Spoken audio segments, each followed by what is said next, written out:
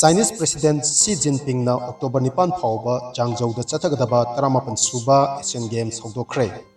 Environment friendly artificial intelligence punna yauraba futuristic light show amaga loinana ngasi China gi Hangzhou da 18 suba Asian Games ki puari da angakpa makhal ama oiraba opening ceremony Chinese President Xi Jinping na hogdokre.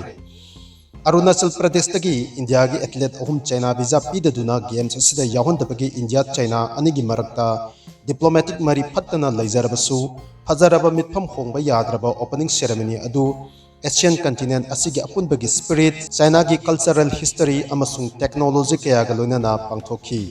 Games asigi main team tides surging in Asia asigi wahanthok asi Asia da lairiba myoy khudingmak nungsi chanana marumapang oina laminaba amasung Asia amadi malem da lairiba mipum khudingmakna China ga afaba mari amaga loinana punna hingminnaba haiba asina oiri.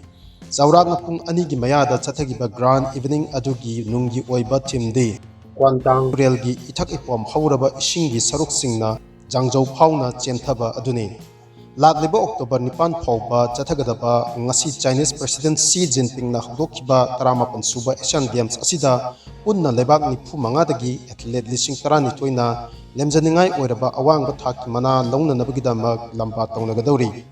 Ngasigi opening ceremony asida Olympic Council of Asia gi acting president Randir Singh, International Olympic Committee gi makok Thomas Beck, yam lebak singi makok thongba sing National Olympic Committee gi official sing amadi atopa dignitary kayana saruk yakhi.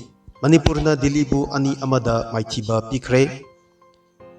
AIFF ki midyang makhada Odisha gi Bhubaneswar da chathariba Junior Girls National Football Championship 2023-24 gi ngasi sanakiba match da Manipurna Dilibu ani amada maithiba pikre. Sahi 18 makhagi oiba nupi masagi National Championship asigi ngasi sanakiba aduda Manipur amasung Dili goal amata channaba ngamnadana manana chatki.